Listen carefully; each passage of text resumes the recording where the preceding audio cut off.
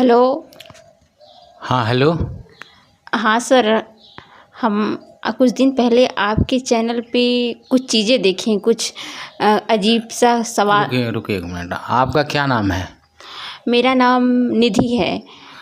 अच्छा ठीक है, आप कहाँ से बिलोंग करती हैं? हम जौनपुर ज़िला उत्तर प्रदेश से बिलोंग करते हैं। क्या करती हैं आप? हमने एमएससी कंप्लीट कर चुका है, एमएससी जूलॉजी से। अच्छा, इस समय जो है कि और कोई कार्य जैसे भी? हाँ सर, बीएड कर रहे हैं, अभी ख़त्म नहीं हुआ है, बीएड कंप्लीट नहीं हुआ है। अच्छा ठीक है, तो आप क्या कहना चाहती हैं? आपकी उम्र बता दीजिए।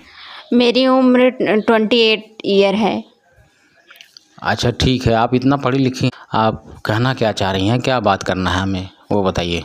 सर, हमें आपसे ये सवाल करना है कि जो मानव शरीर है वो अनेक प्रकार के तत्वों से मिलके बना है, कि जैसे कि carbon, hydrogen, oxygen, nitrogen, phosphorus, जो विभिन्न प्रकार के तत्व हैं जो मिलके बायोमॉलिक्यूल्स का निर्माण करते हैं, जैसे कि कार्बोहाइड्रेट, प्रोटीन, फैट और एंजाइम, और भी बहुत सा कार्य होता है हमारे बॉडी में तत्व के द्वारा। तो आप मेरा ये सवाल है कि आप जो चीज़ें बताते हैं आप अपने वीडियो में, उसका साइंस और आध्यात्म से क्या लिंक है? जब हम आपके वीडियो को देखें तो हमें ऐसा लगा कि कोई लिंक नज़र नहीं आ रहा है। तो आप हमारे सवालों का जवाब देंगे? हाँ, सवालों का जवाब देंगे, ये सही बात है कि थोड़ा थोड़ा समझ में आ रहा है कि आप क्या जानना चाहती हैं। आप ये बताना चाह रही हैं कि बॉडी जो है एलिमेंट्स से, मुख्य एलिमेंट्स हैं जैसे carbon, hydrogen, nitrogen, oxygen, potassium, phosphorus, और उसके बाद अन्य जो है एलिमेंट होते हैं, मोर देन 100 होते हैं। तो आप इतना तो बता दिया, आप उसके बाद प्रश्न क्या है? ये तो सही बात है शरीर में इनसे प्रोटीन बनता है, विटामिन्स बनता है, वसा बनता है, और ये प्रोटीन, विटामिन्स, वसा ही सब मिला कर के, जल मिला कर के शरीर बनता है, सेल बनता है, सेल से टिश्यू बनता है, टिश्यू से फिर ऑर्गन बनता है, ऑर्गन से फिर जो है शरीर बनता है। ये तो हम जान रहे हैं, लेकिन आप इसमें फिर बताना क्या चाह रहे हैं, पूछना क्या है इसमें? सर, हमारा ये सवाल है कि विभिन्न प्रकार के, जैसे कि इलेक्ट्रॉन, प्रोटॉन, न्यूट्रॉन मिलके जो एटम का निर्माण करते हैं, और विभिन्न सारे एटम जो मिलके मॉलिक्यूल्स का निर्माण करते हैं, और विभिन्न प्रकार के मॉलिक्यूल्स मिलके सेल का निर्माण करते हैं। तो सेल में डीएनए होता है, तो डीएनए का और डीएनए का कोई रोल नहीं? तो शरीर तो बना ही है, डीएनए है। डीएनए जो है शरीर के कैरेक्टर को कंट्रोल करता है। उसके कारण जो है गोरा कोई हो सकता है, सांवला हो सकता है, आँख का कलर, लंबाई, और उसके सारे स्ट्रक्चर जो है डीएनए से ही जो है तय होते हैं। ये तो सही बात है। तो फिर आप इसमें प्रश्न क्या है आपका? सर, डीएनए का आत्मा से क्या मतलब लेना देना है? इसका कोई लिंक तो नज़र नहीं आ रहा है, नहीं आ रहा है। अच्छा, तो आपका मतलब यह है कि आत्मा जैसी सत्ता जो है शायद नहीं होती, आप ये कहना चाह रही हैं?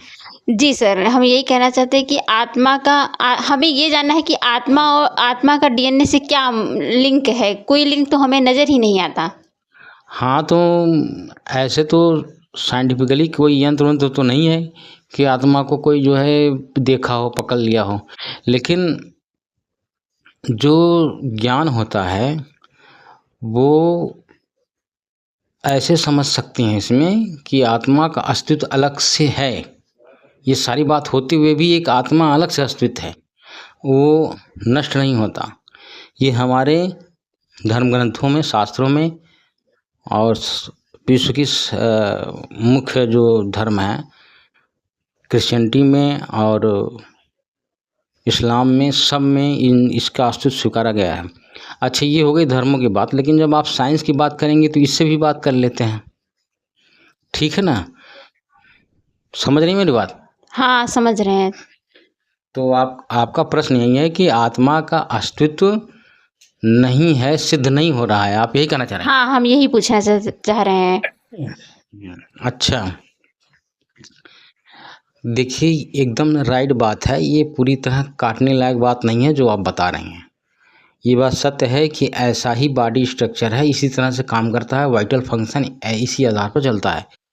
अब ये ऑडियंस जो मेरे हैं वो सामान्य भाषा समझते हैं, सब लोग बायोलॉजी तो पढ़े नहीं होंगे, लेकिन इसलिए मैं सिंपल भाषा में ही बोलना ठीक लगता है। हालांकि मैं भी पेशे से डॉक्टर हूँ, मैं आपकी बातों से असहमत तो हूँ नहीं, लेकिन नेक्स्ट लेवल का ज्ञान ये है कि आत्मा का अस्तित्व है। अब ये कैसे है?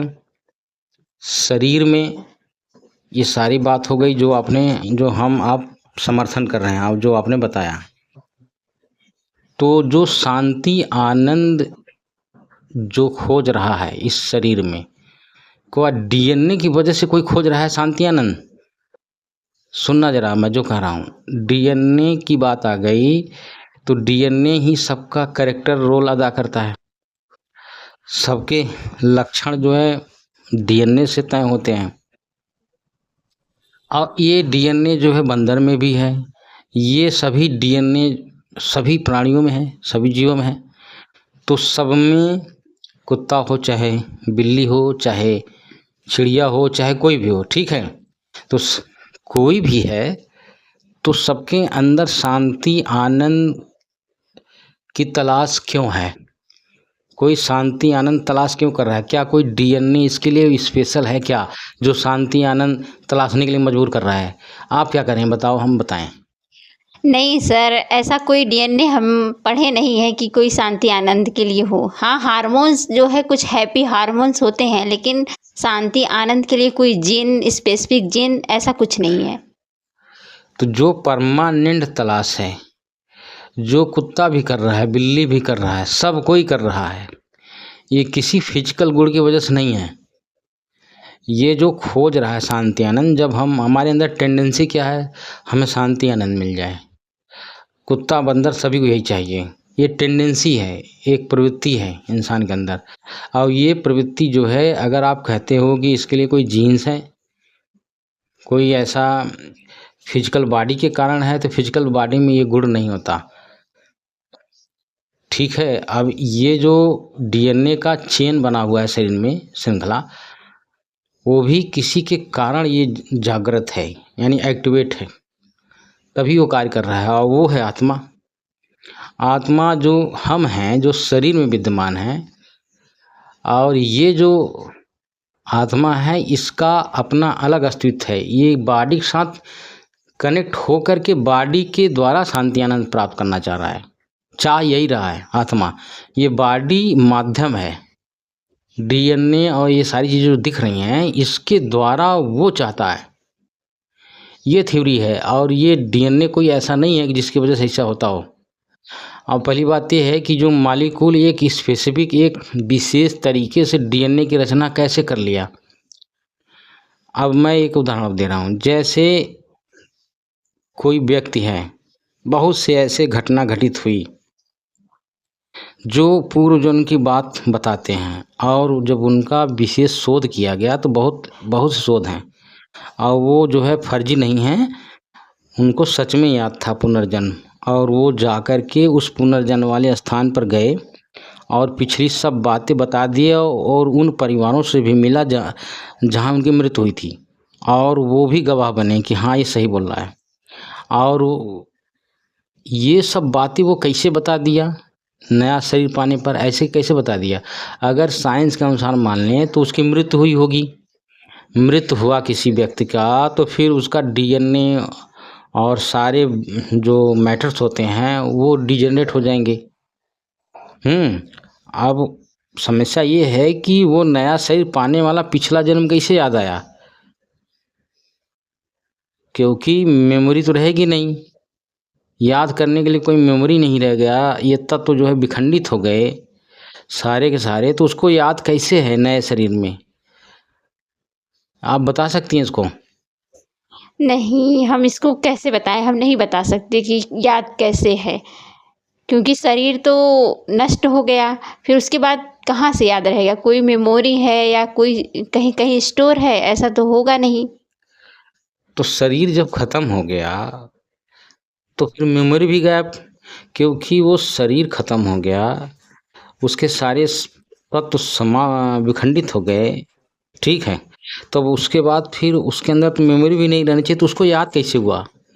ये बिल्कुल फैक्ट ये सिद्ध करता है कि वो शरीर के अलावा कोई अन्य चीज़ था जो पहले मृत हुई, वो फिर आकर दूसरा शरीर धारण किया, ये सिद्ध करता है।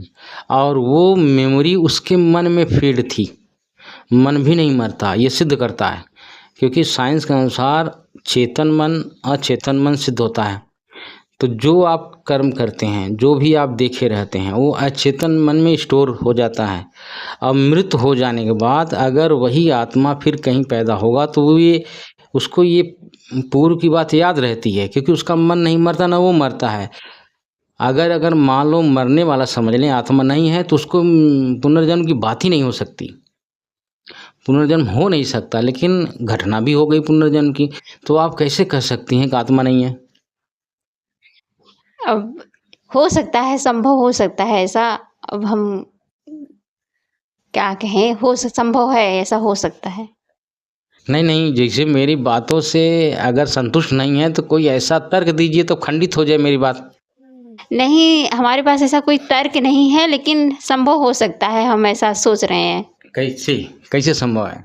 क्योंकि ऐसा हमें लगता है कि जो है शरीर तो मतलब नष्ट हो गया, उसके बाद जो आत्मा है दोबारा से दूसरे शरीर में मतलब इंटर की, और उसको याद होगा, तो उसके द्वारा मतलब ऐसा हमें लग रहा है, पता नहीं। अच्छा, तो मेरे तो बात का ही सपोर्ट कर रही हो। नहीं, हम आपके मैं भी तो वही कह रहा हूँ कि वो आत्मा गई, उसके बाद वो मन सहित वो अगले जन्म में गया, तब याद है उसको।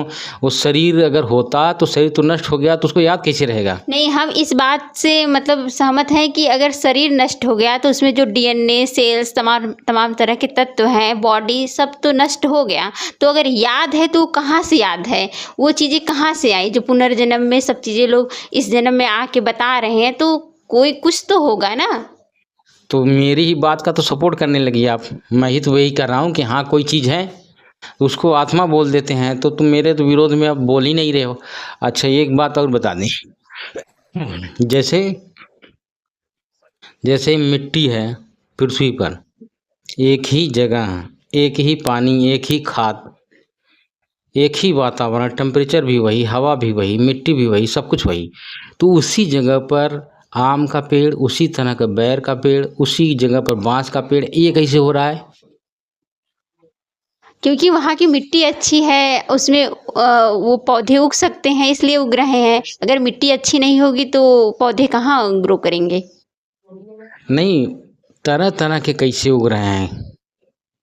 तरह तरह के उग तो मतलब कोई भी पौधा है, उसकी ग्रोथ के लिए अनेक प्रकार के तत्व भी जरूरी होते हैं। जैसे अच्छा, मिट्टी भी अच्छी होनी चाहिए। नहीं, वो मैं नहीं पूछ रहा हूँ। मिट्टी अच्छी है, पौधे उग रहे हैं, ठीक है। एक ही पृथ्वी पर एक ही जगह तरह तरह के पौधे कैसे उग रहे हैं? वहीं पर आम उग रहा है तो दूसरे डिजाइन वाला जो है अमरूद उग गया, घास उग गया, और वही मिट्टी, वही खाद, वही पानी, वही तत्व, तो अलग अलग डिजाइनिंग कैसे हो रहा है?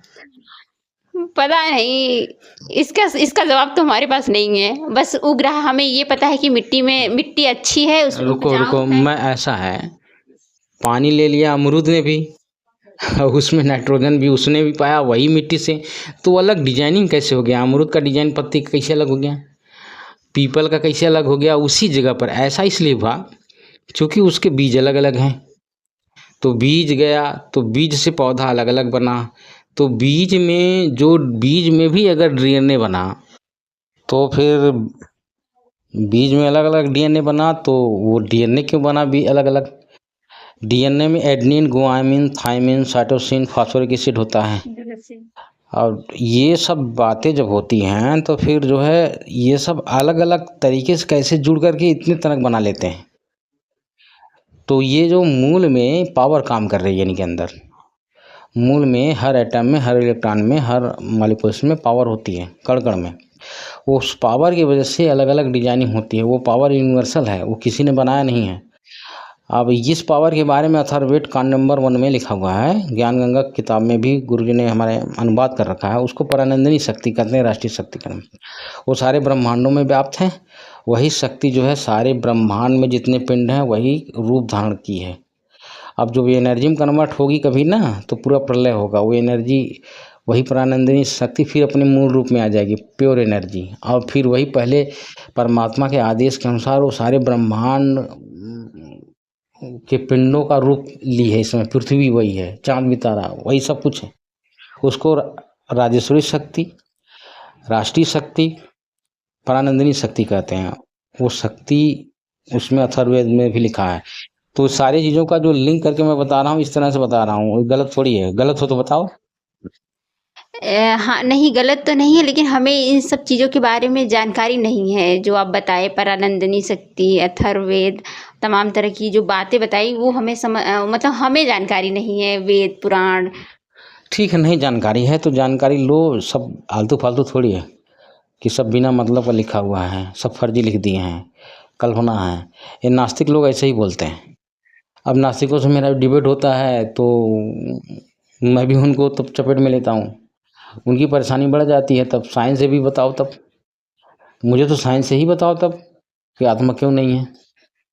तो आत्मा तो शांति आनंद जो ढूंढ रही है, आत्मा जो ढूंढ रहा है वो अन्न है, वो शरीर में विद्यमान है, शरीर से सिर्फ शरीर के अंदर है। उसका जो है ये गुण खत्म नहीं होगा, वो सदा से तलाश कर रही है, आगे भी तलाशेगी जब तक वो मूल अपनी जगह पर नहीं जाएगी।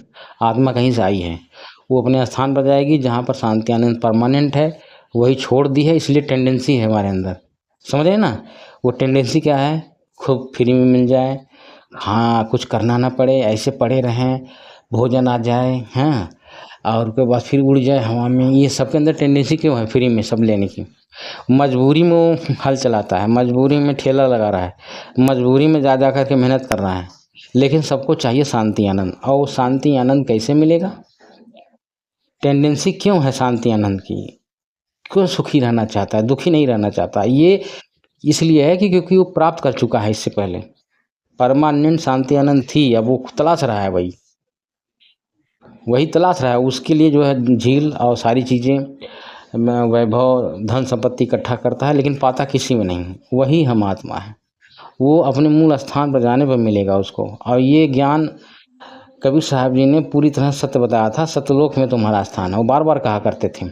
और वही ज्ञान संत रामपाल जी महाराज जी बताते हैं कि चलो वहाँ घर उसके। और संत रामपाल जी महाराज जी को कौन भेजा है? कबीर साहब ने भेजा है। इसका भी प्रमाण है स्वसंवेद बोध में। अगर मान लो ये गलत भी मान लें तो संत रामपाल जी महाराज न होते, न तो ये कार्य होता, न तो ये बताते ज्ञान। अगर कबीर साहब की भविष्यवाणी गलत होती तो इस तरह से सब फर्जी नहीं होता, सब सही भी होता है। कुछ कहना है? नहीं सर, कुछ नहीं कहना है। हम आपकी बातों से मतलब सहमत हैं, हम समझने की कोशिश करेंगे। ठीक है, ठीक है, अच्छा ठीक है, रखते हैं।